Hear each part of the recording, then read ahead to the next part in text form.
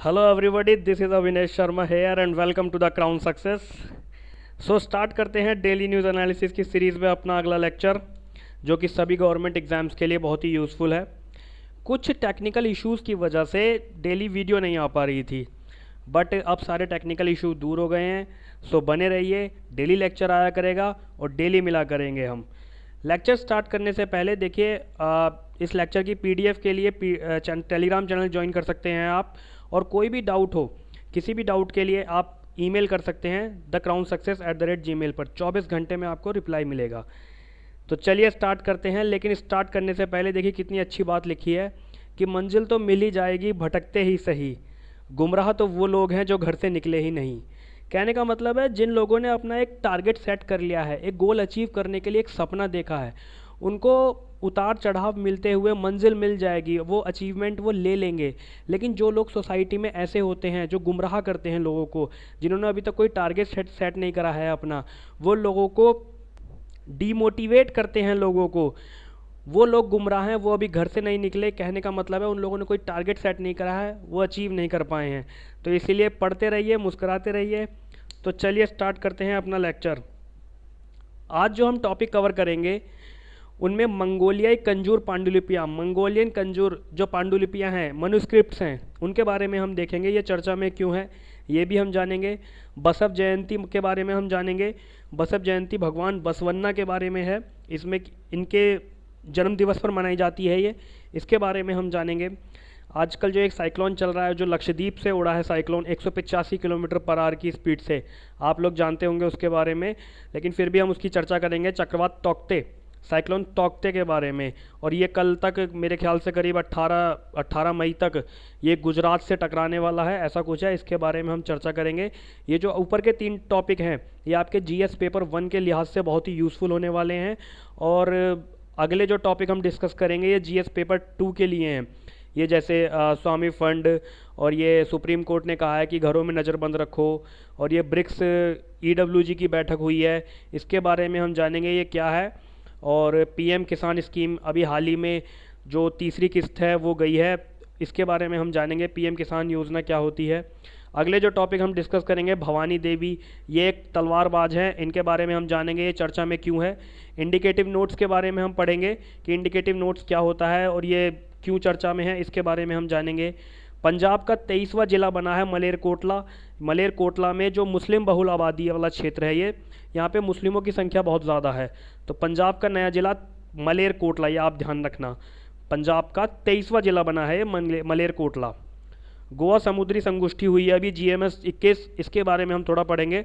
और red year slider के बारे में पढ़ेंगे कि रेड ईयर स्लाइडर क्या होता है। तो चलिए स्टार्ट करते हैं अपने पहले टॉपिक के साथ, मंगोलियाई कंजूर पांडुलिपियाँ। देखिए, संस्कृति मंत्रालय ने सूचित किया है कि अगले साल तक मंगोलियाई बौद्ध केंद्रों में जो पवित्र मंगोलियाई कंजूर हैं, इनका वितरण किया जाएगा। इसके लगभग 100 सेटों का पुनः मुद्रण करने की संभावना है मंगोलियाई कंजूर के बारे में। अब मंगोलियाई कंजूर होता क्या है, इसके बारे में हम जानेंगे। सबसे पहले हम कंजूर देखते हैं, कंजूर क्या होता है। कंजूर एक पूजा होती है मंदिर में, पाठ होता है, पूजा होती है। इसकी शास्त्रीय भाषा जो है, इसकी शास्त्रीय भाषा इसकी मंगोलियाई है। और जो कंजूर का अर्थ होता है, कंजूर का अर्थ होता है संक्षिप्त आदेश, ये मंगोलियाई लैंग्वेज में होता है। कहने का मतलब है मंगोलियाई भाषा में कंजूर का अर्थ होता है संक्षिप्त आदेश, जो कि मुख्यतः भगवान बुद्ध की शिक्षाएं हैं। अब जैसे मंगोलिया का सब्जेक्ट है, ये मंगोलिया का टॉपिक है, तो भारत और मंगोलिया के संबंध, भारत और मंगोलिया के संबंध 1955 पे एस्टेब्लिश हुए थे, और आज तक ये प्रगाढ़ संबंध हैं और एक ऊंचाइयों को छू रहे हैं। इसमें एक टॉपिक आता है राष्ट्रीय पांडुलिपि mission, national mission for manuscripts. ये जो स्टार्ट हुआ था, ये 2003 में पर्यटन एवं संस्कृति मंत्रालय द्वारा स्टार्ट किया गया था। इसका जो कार्य था, इसका कार्य मैन्युस्क्रिप्ट्स का प्रचार व प्रसार करना, अर्थात पांडुलिपियों का प्रचार व प्रसार करना। टोटल 10 मिलियन मैन्युस्क्रिप्ट्स इंडिया में पाई जाती हैं। कितनी? टोटल 10 मिलियन मैन्युस्क्रिप्ट्स इंडिया में पाई जाती हैं। देखिए, राष्ट्रीय पांडुलिपि मिशन, इसके बारे में हमने पढ़ा अभी, ठीक है। इसके बाद जो अगला टॉपिक हम डिस्कस करेंगे वो बसव जयंती के बारे में डिस्कस करेंगे कि बसव जयंती कब मनाई जाती है। संत भगवान बसवन्ना के जन्मदिन पर, ये देखिए एक फोटो लाया हूँ मैं निकाल के, संत भगवान बसवन्ना के जन्मदिन पर ये बसव जयंती मनाई जाती है। बसवन्ना ब्राह्मण परिवार में इनका जन्म हुआ था। ये लिंगायत धर्म के संस्थापक हैं। अभी 4 मई को ये इस जयंती को मनाया गया है। अब लिंगायत धर्म क्या होता है? लिंगायत धर्म अगड़ी जाति है कर्नाटक की। इसकी ये टोटल आबादी का जितनी टोटल कर्नाटक की जो जितनी टोटल आबादी है उसका 18% लिंगायत हैं। कर्नाटक में ये पाई जाती है, अगड़ी जाती है ये। और इसके अलावा कर्नाटक के अलावा ये 3 और स्टेटों में मिलती है, महाराष्ट्र, तेलंगाना, आंध्र प्रदेश। अब लिंगायत कौन होते हैं? लिंगायत के बारे में हम थोड़ा देखेंगे कि लिंगायत ना तो वेदों में विश्वास रखते हैं, ना ही मूर्ति पूजा में विश्वास रखते हैं। ये लोग शिव की पूजा भी नहीं करते। इनका जो भगवान का उचित आकार है, भगवान का उचित आकार इष्टलिंग का है। कर्नाटक में 2 बड़े समुदाय हुए हैं, लिंगायत और वीरशैव। समाज सुधार आंदोलन के स्वरूप में इन दोनों समुदायों का जन्म हुआ और जो इनका नेतृत्व किया वो नेतृत्व बसवन्ना ने किया। जैसा कि आपको बताया अभी, बसवन्ना का जन्म एक ब्राह्मण परिवार में हुआ, लेकिन इन्होंने कभी ब्राह्मणों के अकॉर्डिंग कार्य नहीं किया। बसवन्ना कर्म आधारित व्यवस्था पर विश्वास रखते थे। बसव जयंती के बारे में सिर्फ इतना ही। और जो अगला टॉपिक हम इसके बाद जो डिस्कस करेंगे वो होगा साइक्लोन तौकते। अभी तौकते का आपको पता है कि लक्षद्वीप से यह चक्रवात स्टार्ट हुआ, भीषण चक्रवाती तूफान है। इसके 18 मई तक गुजरात पहुंचने की संभावना है, कि 18 मई तक ये गुजरात के निकट पहुंचने की इसकी संभावना है। तौकते जो वर्ड है वो तौकते वर्ड म्यांमार द्वारा लिया गया। म्यांमार में इस वर्ड का जन्म हुआ। बर्मी भाषा में इसका जो अर्थ होता है वो गेको होता है। गेको मीन्स छिपकली। लास्ट ईयर पिछले साल IMD द्वारा 169 नामों की सूची तैयार की गई, जिसमें से चौथा नाम साइक्लोन तौकते है। अब हम IMD के बारे में देखेंगे। IMD क्या है? इंडियन मीटरोलॉजिकल डिपार्टमेंट, भारतीय मौसम विज्ञान विभाग।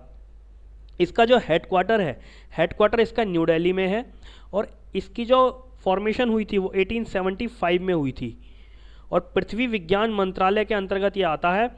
और इसके जो कार्य हैं, मौसम पूर्वानुमान ये पता करता है और भूकंप विज्ञान के बारे में पता लगाता है। तो ध्यान रखिएगा 1875 में भारतीय मौसम विज्ञान विभाग की स्थापना हुई और न्यू दिल्ली में इसका हेडक्वार्टर है।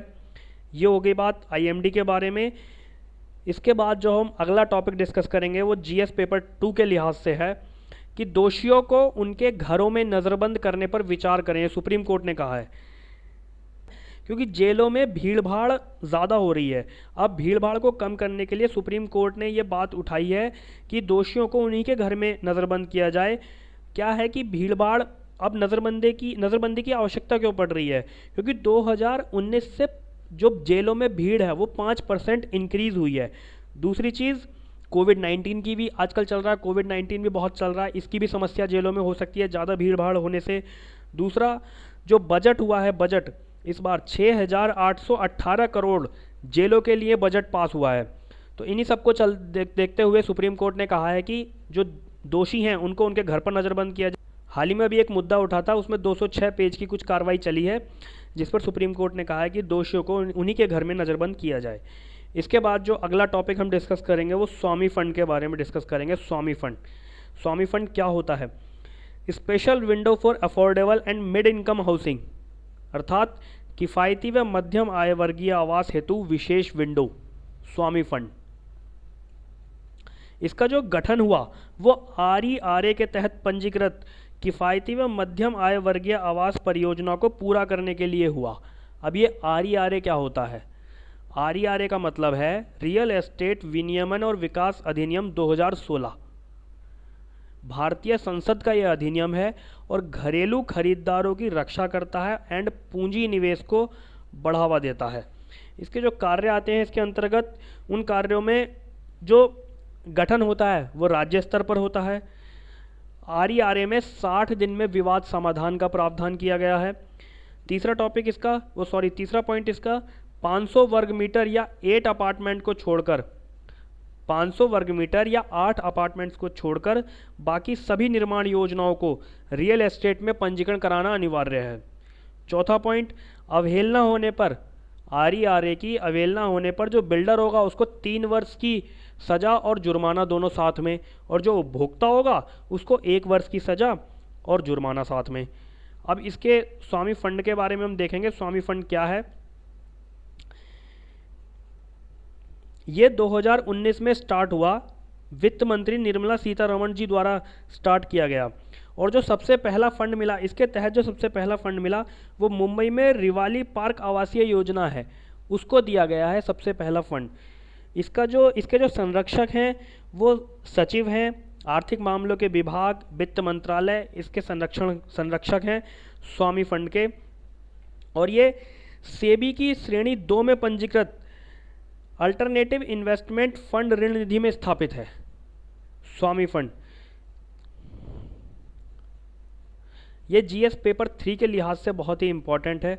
इसके बाद जो हम अगला टॉपिक अपना डिस्कस करेंगे वो ब्रिक्स EWG के बारे में डिस्कस करेंगे। ब्रिक्स EWG क्या है? Employment working group. हाल ही में अभी एक मीटिंग हुई है, वर्चुअल फॉर्मेट में ये मीटिंग हुई है न्यू दिल्ली में। तो भारत ने इसी वर्ष इसकी ब्रिक्स ग्रुप की अध्यक्षता ग्रहण की है।